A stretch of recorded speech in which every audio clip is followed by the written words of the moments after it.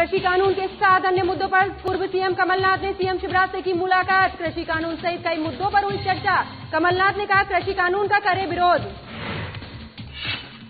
मध्य प्रदेश का बजट 26 फरवरी को किया जाएगा पेश। सत्र को लेकर विधानसभा में तैयारियां शुरू। कोविड गाइडलाइन के निर्देश का किया जाएगा पालन।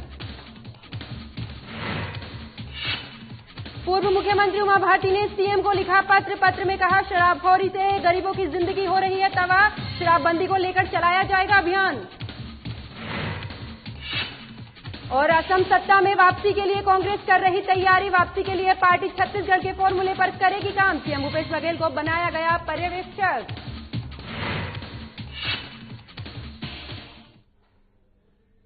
तो चलिए बुलेटिन की शुरुआत करते हैं इस वक्त की बड़ी खबरों के साथ। कृषि कानून के साथ प्रदेश के अन्य मुद्दों को लेकर पूर्व सीएम कमलनाथ ने सीएम शिवराज सिंह चौहान से मुलाकात की है और दोनों के बीच कृषि कानून सहित कई मुद्दों को लेकर यहां पर बातचीत भी की गई है। साथ ही तीनों कृषि कानून को लेकर कमलनाथ ने शिवराज से कहा है कि राजनीति से परे हटकर कृषि कानून का विरोध करना चाहिए। साथ ही उन्होंने ये भी कहा है कि इस कानून से खेती किसानों दोनों को भारी नुकसान होगा। इसके अलावा दोनों के बीच प्रदेश से जुड़े अलग अलग विषयों को लेकर भी यहां पर चर्चा हुई है। साथ ही ये मुलाकात सीएम आवास पर की गई है जहां सीएम और पूर्व सीएम ने कई मुद्दों को लेकर यहां पर चर्चा की है। तो कृषि कानून के साथ प्रदेश के अन्य मुद्दों को लेकर पूर्व सीएम कमलनाथ ने सीएम शिवराज सिंह चौहान से मुलाकात की है और दोनों के बीच कृषि कानून सहित कई मुद्दों को लेकर यहां पर बातचीत हुई है। साथ ही आपको ये भी बता दें कि तीनों कृषि कानून को लेकर कमलनाथ ने शिवराज से कहा है कि राजनीति से परे हटकर कृषि कानून का विरोध करना चाहिए। साथ ही उन्होंने ये भी कहा है कि इस कानून से खेती किसानों दोनों को ही भारी नुकसान होने होगा। इसके अलावा दोनों के बीच प्रदेश से जुड़े कई अलग अलग विषयों को लेकर भी यहां पर चर्चा की गई है।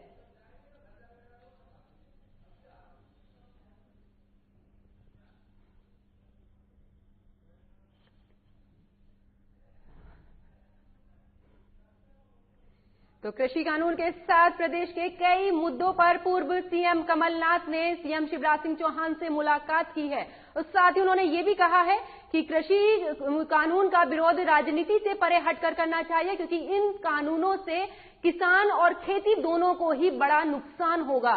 तो आपको बता दें कि ये मुलाकात सीएम के आवास पर की गई है। इसके अलावा दोनों के बीच प्रदेश से जुड़े अलग अलग मुद्दों पर भी यहां पर चर्चा की गई है।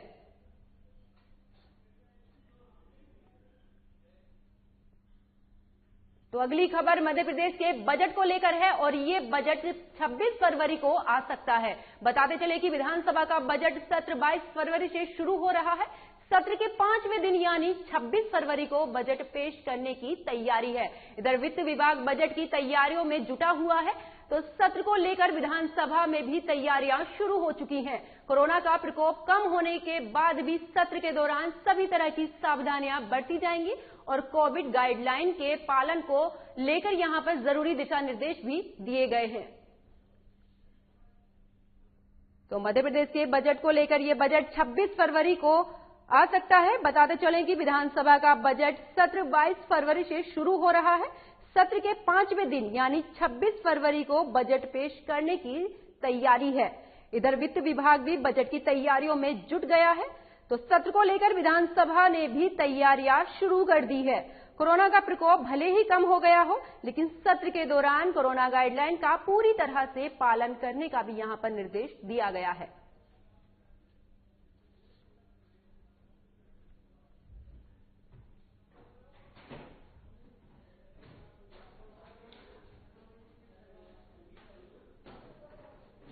तो मध्य प्रदेश के पूर्व मुख्यमंत्री कमलनाथ ने कहा है कि वो मध्य प्रदेश छोड़कर कहीं नहीं जा रहे हैं और जहां तक राहुल गांधी की पार्टी का राष्ट्रीय अध्यक्ष बनने का सवाल है तो ये उन्हें ही तय करना है कि अध्यक्ष बनाना है या नहीं। कमलनाथ ने आगे ये भी कहा है कि पश्चिम बंगाल चुनाव को लेकर ममता बनर्जी से बात की जाएगी जिसके बाद ये तय किया जाएगा कि अलायंस बनाना है या नहीं। साथ ही कृषि कानून को लेकर कमलनाथ ने कहा है कि वो किसानों के हक में लंबे समय से बोलते आए हैं। साथ ही कहा है कि वर्ल्ड ट्रेड ऑर्गेनाइजेशन के कांग्रेस में किसानों का पक्ष लेने पर उन्हें शैतान तक कह दिया गया था। पूर्व मुख्यमंत्री ने आगे ये भी कहा है तो आपको बता दें कि यहां पर पूर्व मुख्यमंत्री कमलनाथ ने कहा है कि मध्य प्रदेश छोड़कर वो कहीं नहीं जा रहे और जहां तक राहुल गांधी के पार्टी राष्ट्रीय अध्यक्ष बनने का सवाल है तो ये उन्हें ही तय करना है कि अध्यक्ष बनना है या नहीं। तो कमलनाथ ने साथ ही इसके आगे ये भी कहा है कि पश्चिम बंगाल चुनाव को लेकर ममता बनर्जी से भी बात की जाएगी। इसके बाद तय किया जाएगा कि अलायंस बनाना है या नहीं। साथ ही कृषि कानून को लेकर कमलनाथ ने कहा है कि वो किसानों के हक में लंबे समय से बोलते आए हैं। साथ ही ये भी कहा है कि वर्ल्ड ट्रेड ऑर्गेनाइजेशन की कांग्रेस में किसानों का पक्ष लेने पर उन्हें शैतान तक कह दिया गया था। पूर्व मुख्यमंत्री ने आगे ये भी कहा है कि सरकार ने कृषि कानूनों को गंभीरता से नहीं लिया है और यही वजह है कि किसानों को सड़क पर उतरना पड़ा है, जिससे हालात इतने खराब हुए हैं। तो आपको बता दें कि मध्य प्रदेश के पूर्व मुख्यमंत्री कमलनाथ ने एक बयान सामने आया है उनका, जहां उन्होंने ये कहा है कि वो मध्य प्रदेश को छोड़कर कहीं नहीं जा रहे हैं। जहां तक राहुल गांधी के राष्ट्रीय अध्यक्ष बनने का सवाल है तो वो खुद राहुल गांधी को ही तय करना होगा कि वो राष्ट्रीय अध्यक्ष बनना चाहते हैं या नहीं। साथ ही कमलनाथ ने यह भी कहा है कि पश्चिम बंगाल चुनाव को लेकर ममता बनर्जी से भी बात की जाएगी, जिसके बाद ये तय किया जाएगा कि अलायंस बनाना है या नहीं। तो भोपाल की पूर्व मुख्यमंत्री उमा भारती ने शिवराज सिंह चौहान को पत्र लिखा है और कहा है कि शराबखोरी से गरीबों की जिंदगी तबाह हो रही है। उन्होंने ये भी लिखा है कि कोई गलतफहमी ना हो, इसीलिए पत्र को सार्वजनिक कर रही हैं। इस अभियान को सरकार के खिलाफ या संगठन की लाइन से हटकर चलाने से बचने के लिए उमा भारती ने गांधी जी के अभियान का भी पत्र में उल्लेख किया है। उन्होंने लिखा है कि गांधी जी की जो कल्पना की गई है, मैं आजाद भारत में शराबबंदी भी थी, लेकिन इस देश में अभी तक जो प्रयास हुए हैं वो सरकारी है या राजनीतिक की वजह से सामाजिक रूप से ज्यादा सफल हुए हैं। उन्होंने पत्र में के माध्यम से ये भी कहा है कि 8 मार्च को एक बार फिर अभियान को लेकर विचार विमर्श किया जाएगा और इस संबंध में सीएम के साथ भी वो बात करेंगी। तो आपको बता दें कि पूर्व मुख्यमंत्री उमा भारती ने शिवराज सिंह चौहान को यहां पर पत्र लिखा है और साथ ही उन्होंने महिला दिवस यानी कि 8 मार्च को यह अभियान शुरू करने का उन्होंने लक्ष्य रखा है। साथ ही उन्होंने ये भी कहा है कि पूर्ण रूप से शराबबंदी को लेकर वो इस अभियान को चलाएंगी। शराबखोरी से गरीबों की जिंदगी तबाह हो रही है।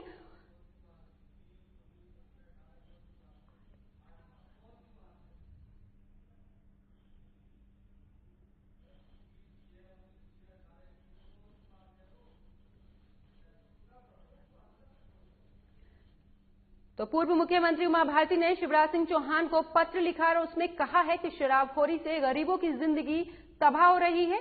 उन्होंने पत्र में यह भी लिखा है कि कोई गलतफहमी ना हो, इसीलिए पत्र को वो सार्वजनिक कर रही हैं।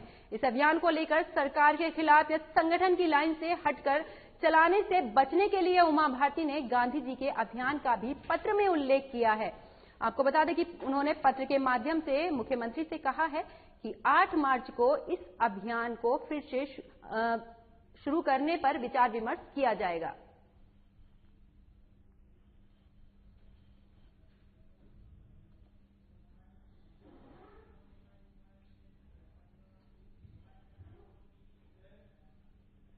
तो असम में सत्ता में वापसी के लिए कांग्रेस अपने मिशन में जुट गई है और इस वापसी के लिए पार्टी छत्तीसगढ़ के फॉर्मूले पर काम करेगी। इसके लिए सीएम भूपेश बघेल को पर्यवेक्षक बनाया गया है। नई जिम्मेदारी मिलते ही बघेल ने अपने 3 सलाहकारों को सहित 5 लोगों को टीम में यहां पर चुनाव मोर्चे पर रणनीति बनाने से लेकर बूथ स्तर तक बीजेपी की नाकामियों को उजागर करने और कांग्रेस कार्यकर्ताओं को प्रशिक्षित करने के लिए उत्तर दिया है। आपको बता दें कि असम में इसी साल अप्रैल मई में विधानसभा के चुनाव भी होने हैं और कांग्रेस ने चुनाव में फतेह हासिल करने के लिए सबसे ज्यादा भरोसा छत्तीसगढ़ पर किया है। कांग्रेस के राष्ट्रीय सचिव और चुनाव में असम के राज्य प्रभारी विकास उपाध्याय बनाए गए हैं। साथ ही आपको बताइए कि जो छत्तीसगढ़ के संसदीय सचिव भी हैं, उन्होंने पहले से ही अपनी पार्टी के साथ असम में डेरा डाल रखा है। साथ ही बघेल ने अपने 3 सलाहकारों को चुनाव प्रबंधन का भी प्रशिक्षण देने के काम में भी उन्हें लगा दिया है। तो असम में सत्ता में वापसी के लिए कांग्रेस अपने मिशन में जुट गई है और इस वापसी के लिए पार्टी छत्तीसगढ़ के फॉर्मूले पर काम करेगी।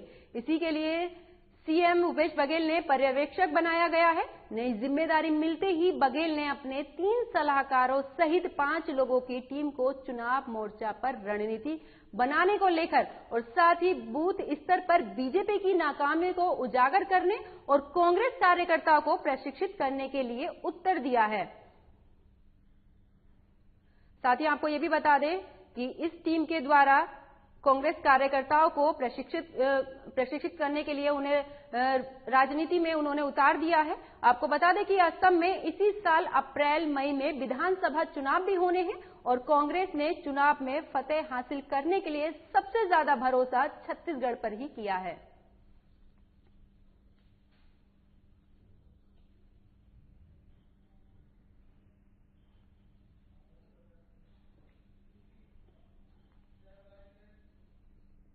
तो देश में एक और जहां शासकीय संस्थाओं का निजीकरण करने का आरोप केंद्र की बीजेपी सरकार पर लग रहा है, तो वहीं दूसरी ओर छत्तीसगढ़ सरकार निजी संस्थान को यहां पर सरकारी बनाने की कवायद कर रही है।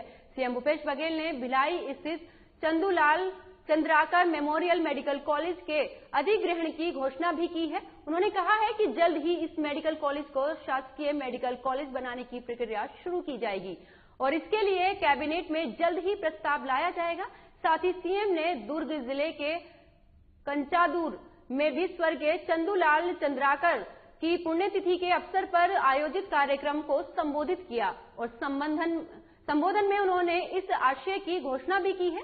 आपको बता दें कि Chandulal Chandrakar memorial medical college के संचालन में दिक्कत होने के चलते ही प्रबंधन ने सरकार से प्रदेश में मेडिकल एजुकेशन की बेहतरी को देखते हुए सरकार से इस कॉलेज में अधिग्रहण का आग्रह किया था। सीएम भूपेश बघेल ने आगे कहा है कि दुर्ग जिले में मेडिकल शिक्षा को मजबूत करने के लिए चंदूलाल चंद्राकर का जो सपना था यहां मेडिकल कॉलेज खुले, इस पर डॉक्टर AP चंद्राकर ने उनकी लंबी चर्चा भी हुई थी और जिसके बाद क्षेत्र का पहला मेडिकल कॉलेज खोला गया था।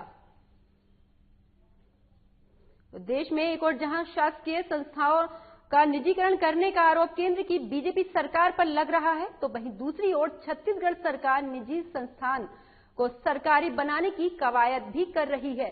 सीएम भूपेश बघेल ने भिलाई स्थित Chandulal Chandrakar memorial medical college के अधिग्रहण की भी घोषणा की है।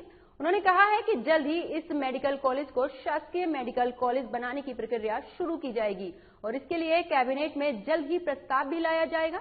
इसके साथ ही सीएम ने दुर्ग जिले के कंचादूर में स्वर्गीय चंदूलाल चंद्राकर की पुण्यतिथि के मौके पर आयोजित कार्यक्रम को भी उन्होंने संबोधित किया है और संबोधन में इस आशय की भी घोषणा उन्होंने की है।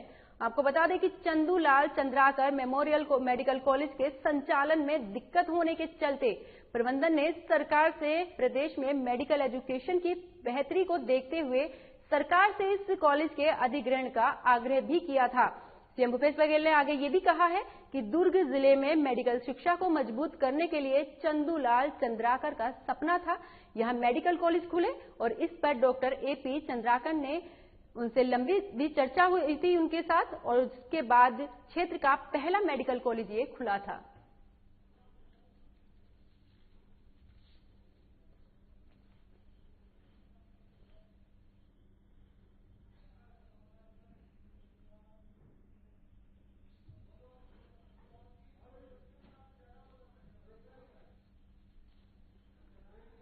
तो आपको बता दें कि देश में एक और जहां शासकीय संस्थानों का निजीकरण करने का आरोप केंद्र सरकार पर लग रहा है, तो वहीं दूसरी ओर छत्तीसगढ़ सरकार निजी संस्था को सरकारी बनाने की कवायद में लगी है।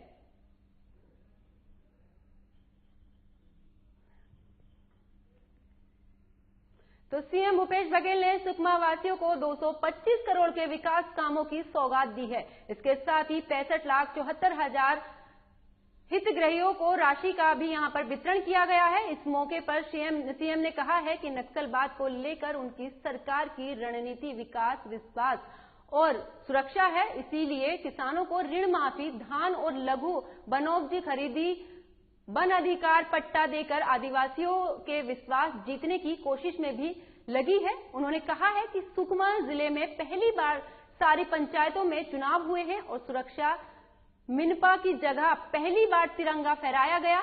ये बड़ी उपलब्धि है। कुमारास हेलीपैड पर आने के बाद मंत्री कवासी लखमा, प्रभारी मंत्री जयसिंह अग्रवाल, प्रदेश अध्यक्ष मोहन रक्काम और सांसद दीपक बैज के साथ सीएम सुकमा पहुंचे हैं, जहां स्कूल भवन का उन्होंने लोकार्पण किया और साथ ही उन्होंने बच्चों से भी यहां पर बातचीत की है। बघेल ने इसके बाद लाइब्रेरी का भी लोकार्पण किया और फिर व्यायामशाला पहुंचकर वहां रखे उपकरणों पर हाथ भी यहां पर आजमाया है। तो सीएम भूपेश बघेल ने सुकमा वासियों को 225 करोड़ के विकास कार्यों की यहां पर सौगात दी है। इसके साथ ही 65,74,000 हितग्राहियों को राशि भी वितरण यहां पर की गई है। इस मौके पर सीएम ने कहा है कि नक्सलवाद को लेकर उनकी सरकार की रणनीति विकास, विश्वास और सुरक्षा है। इसीलिए किसानों के ऋण माफी, धान और लघु वनोपज खरीदी, वन अधिकार पट्टा देकर आदिवासियों के विश्वास जीतने की भी यहां पर कोशिश की जा रही है। उन्होंने कहा है कि सुकमा जिले में पहली बार सभी पंचायतों में चुनाव हुए हैं और सुरक्षा मिनपा की जगह पहली बार तिरंगा फहराया गया है, जो एक बड़ी उपलब्धि है।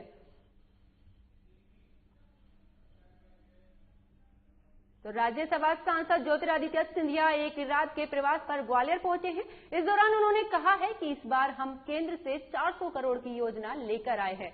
चंबल से मुरैना और ग्वालियर से लेकर पानी की योजना के लिए बजट में 250 करोड़ रुपए का प्रावधान कराया गया है। ग्वालियर, शिवपुरी, चंदेरी के पर्यटन और चंदेरी के बुनकरों के लिए 75 करोड़ की योजना और महाकाल मंदिर के रखरखाव के लिए 75 करोड़ की योजनाओं को मंजूरी मिली है। इसके लिए मैं पीएम मोदी, वित्त मंत्री निर्मला सीतारमण और वित्त आयोग के अध्यक्ष एन.के. सिंह को धन्यवाद देना चाहता हूं।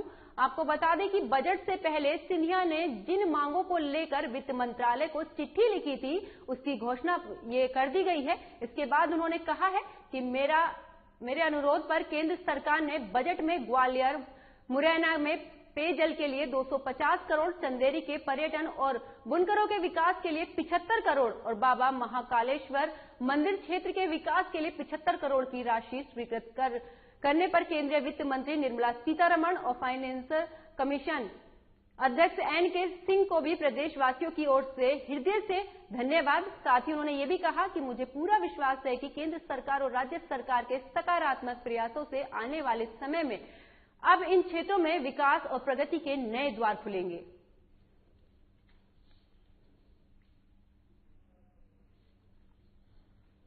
तो राज्यसभा सांसद ज्योतिरादित्य सिंधिया एक रात के प्रवास पर ग्वालियर पहुंचे हैं, जहां इस दौरान उन्होंने कहा है कि इस बार हम केंद्र से 400 करोड़ की योजना लेकर आए हैं।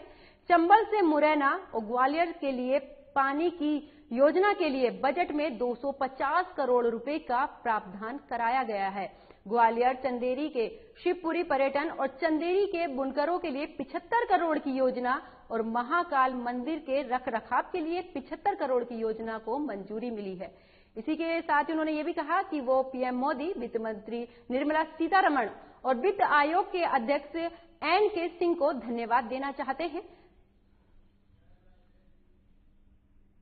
तो रेत माफिया प्रदेश में बेखौफ नजर आ रहे हैं। आए दिन पुलिस और रेत माफियाओं के बीच मुठभेड़ की घटनाएं सामने आती रहती हैं। ऐसे में मामला ग्वालियर के जलालपुर के सामने आया है, जहां रेत माफियाओं ने पुलिस पर हमला कर दिया। साथ ही भूमाफिया ने पुलिस पर फायरिंग भी की है। आपको बता दें कि रेत से भरे यहां पर ट्रैक्टर ट्रॉली रोकने पर रेत माफियों ने पुलिस पर ही हमला बोल दिया और बदमाशों ने फायरिंग के बाद भागने की भी यहां पर कोशिश की है, लेकिन पुलिस ने 5 से ज्यादा बदमाशों को दबोच लिया है। बदमाशों के साथ हुई इस मुठभेड़ में पुरानी छावनी थाना प्रभारी सुधीर सिंह कुशवाहा घायल हो गए हैं और घायल थाना प्रभारी को निजी अस्पताल में भर्ती कराया गया है। तो रेत माफिया प्रदेश में बेखौफ नजर आ रहे हैं। आए दिन पुलिस और रेत माफियों के बीच मुठभेड़ की खबरें लगातार सामने आ रही हैं। ऐसा ही एक मामला ग्वालियर के जलालपुर से सामने आया है, जहां रेत माफियों ने पुलिस पर हमला कर दिया और साथ ही रेत माफियों ने पुलिस पर यहां पर फायरिंग भी की है। आपको बता दें कि रेत से भरे ट्रैक्टर ट्रॉली रोकने पर रेत माफियों ने पुलिस पर ही हमला कर दिया। जिसके बाद बदमाशों ने फायरिंग के बाद भागने की कोशिश की, लेकिन पुलिस ने 5 से ज्यादा बदमाशों को दबोच लिया और बदमाशों के साथ हुई इस मुठभेड़ में पुरानी छावनी थाना प्रभारी सुधीर सिंह कुशवाहा घायल हो गए और घायल थाना प्रभारी को इलाज के लिए निजी अस्पताल में भर्ती करा दिया गया है।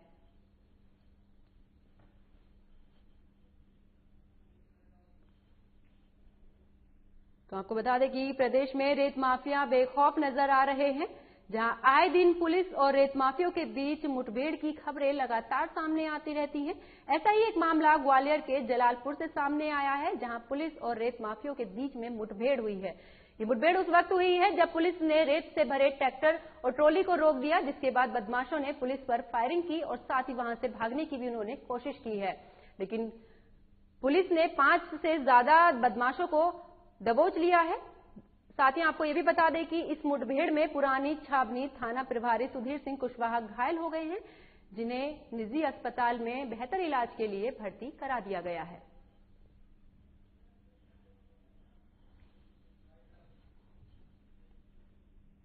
तो बुलेटिन में फिलहाल इतना ही। मुझे दीजिए इजाजत। नमस्कार।